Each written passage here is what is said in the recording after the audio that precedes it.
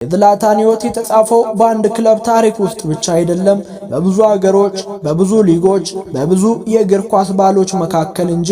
ከማልሞ በኋላ ዝላታን ወደ ኔዘርላንድ አቀና፣ ወደ አያክስ። በዚያ የተገናኘው የአዲስ እግር ኳስ ፍልስፍና ጋር ነበር። አያክስ የሚታወቀው በቴክኒክ በኳስ ቁጥጥርና በወጣት ተጫዋቾች ማሳደግ ነበር። እዚህ ዝላታን አንድ ነገር ተማረ። ተስጦ ብቻ አይበቃም፣ ተስጦውን በስርዓት ማሳደግ አለብህ።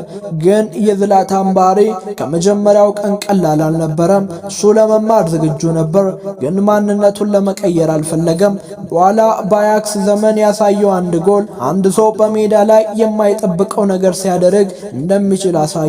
ከዚያ በኋላ ወደ ጣሊያን መጣ፣ ወደ ጁቬንቱስ። ሴሪኤ በዚያ ዘመን የአጥቂዎች ፈተና የሆነ ሊግ፣ ተከላካዮች ጠንካራ፣ ጨዋታው ታክቲካዊ ነበር። ዝላታን በአንድ ሀገር ብቻ የተሳካለት ተጫዋች ብቻ አይደለም፣ በማንኛውም የእግር ኳስ ባህል ውስጥ መቆም የሚችል ነው። ከጁቬንቱስ በኋላ የጣሊያን ሌላ ታላቅ መድረክ ጠበቀው።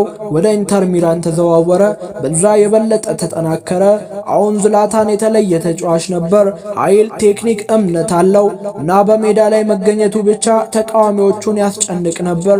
ነገር ግን ትልቁ ፈተና በስፔን ነበር። 2009 ወደ ባርሴሎና። በዚያን ጊዜ ባርሴሎና በዓለም ላይ በጣም የሚፈራ ቡድን ነበር። እዛ የነበሩ ኮከቦች የተለየ ደረጃ ነበራቸው። እዚያ ቦታ መጫወት ለዝላታን አዲስ ፈተና ሆነ። ምክንያቱም በመጀመሪያ ጊዜ ራሱን ከሌላ አይነት አሰራር ጋር ማስማማት ነበረበት። እሱ ግን እንደ ሁልጊዜው ፈተናውን ተቀበለ።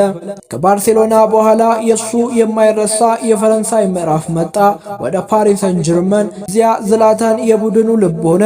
ጎሎች፣ አመራር፣ ተጽዕኖ። እሱ በፒኤስጂ ታሪክ ውስጥ አዲስ ምዕራፍ ከፈተ።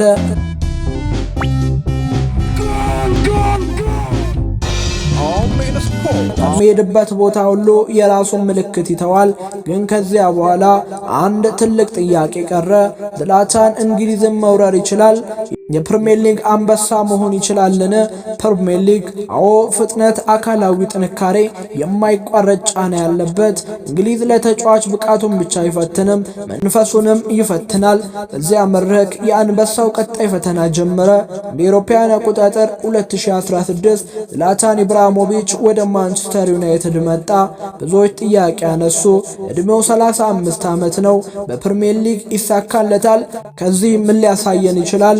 ለእሱ እድሜ ቁጥር ብቻ አልነበረም፣ ችሎታና እምነት ግን ዋናው ነገር ነበር። የመጀመሪያው የፕሪሚየር ሊግ ወቅት ለዝላታን የተለየ ነበር። በመጀመሪያው ጨዋታ ላይ ጎል አስቆጠረ። በኮሚኒቲ ሺልድ ፍጻሜ ላይ ድል አገኘ። በሊግ ካፕ ፍጻሜ ላይም ታላቅ ሚና ተጫወተ። የእሱ ምልክት ግልጽ ነበር። እኔ እዚህ ለመጫወት አልመጣሁም፣ ለማሸነፍ መጥቻለሁ ሲልም ተደመጠ።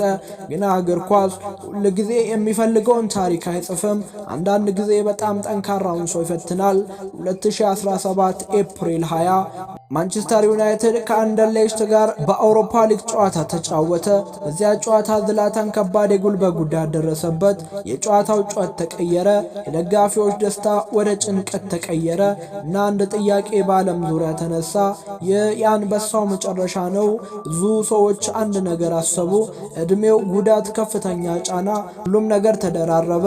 ግን ዝላታን እንደ ሌሎቹ አላሰበም። እሱ ራሱን እንደተሰበረ አላየውም። ከጉዳቱ በኋላ ዝላታን የሚያሳየው ነገር አንድ ነበር፣ መመለስ፣ ሰውነቱን እንደገና መገንባት፣ በትዕግስት መስራት።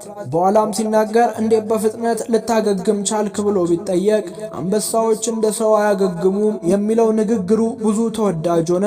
ከጉዳት በኋላ ዝላታን ተመለሰ፣ ግን የሚጠብቀው አዲስ መንገድ፣ አዲስ ሀገር፣ አዲስ ህይወት።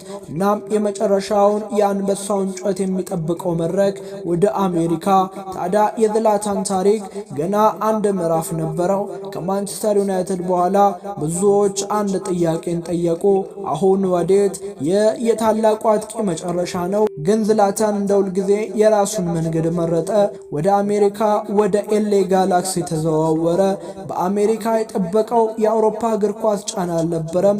ግና ዝላታን ለመዝናናት አልሄደም። እሱ በሄደበት ቦታ ሁሉ አንድ ነገር ይዞ ይሄዳል፣ የማሸነፍ ስሜት፣ የራስ እምነትና የማይደበቅ ማንነት። የኤልኤ ጋላክሲ የመጀመሪያ ጨዋታው ብዙ ሰዎች የማይረሱ ቅስፈት ሆነ። በመጀመሪያው የኤል ትራፊኮ ደርቢ ከሎስ አንጀለስ ጋር ተገናኙ።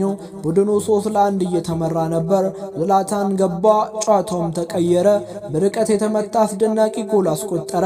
ከዚያም በመጨረሻ የማሸነፊያውን ጎል አስቆጠረ። የዝላታን መልእክት ነበር። እድሜው ቢጨምርም አንበሳው ገና እየጮኸ ነበር። በአሜሪካ ያሳለፈው ጊዜ አንድ ነገር አሳየ። ዝላታን በአንድ ሊግ ስር የሚገደብ ተጫዋች አልነበረም። ኔዘርላንድ፣ ጣሊያን፣ ስፔን፣ ፈረንሳይ፣ እንግሊዝ፣ አሜሪካ በሁሉም ቦታ የራሱን ምልክት የተወ ድንቅ ተጫዋች። እንደ አውሮፓውያን አቆጣጠር በ2019ም ዝላታን ወደ አውሮፓ ተመለሰ። ወደ ጣሊያን፣ ወደ አንድ የሚታወቅ ቦታ፣ ወደ ኤሲ ሚላን። ግን የቀድሞ ዝላታን አልነበረም። አሁን የገጠመው ትልቁ ጠላት ተጋጣሚ አልነበረም፣ ጊዜ እድሜ ነበር። ግን ዝላታን ለጊዜ እጅ ሊሰጥ አልፈለገም። በአካልና በአይምሮ ራሱ እንደገና ገነባ። በ2021-22 የውድድር ዘመንም ኤሲ ሚላን ከ10 ዓመታት በላይ ከጠበቀችው በኋላ የሴሪኤ ሻምፒዮን ሆነች። ዝላታንም በዚህ ታሪክ ውስጥ የራሱን ምዕራፍ ጨመረ። እንደ አውሮፓውያን አቆጣጠር በ2023ም የመጨረሻው ሰዓት መጣ።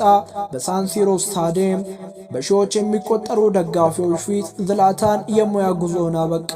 ነገር ግን ሲሄድ እግር ኳስ የሚያስታውሰው የጎሎችን ብቻ አይደለም፣ የእምነቱን ታሪክ ነው።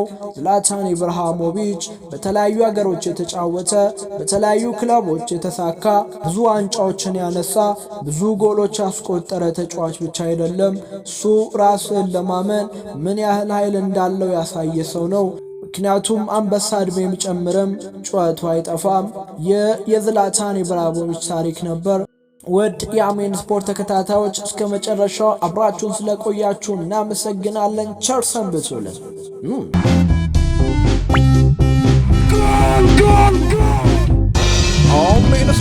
Amen Sport.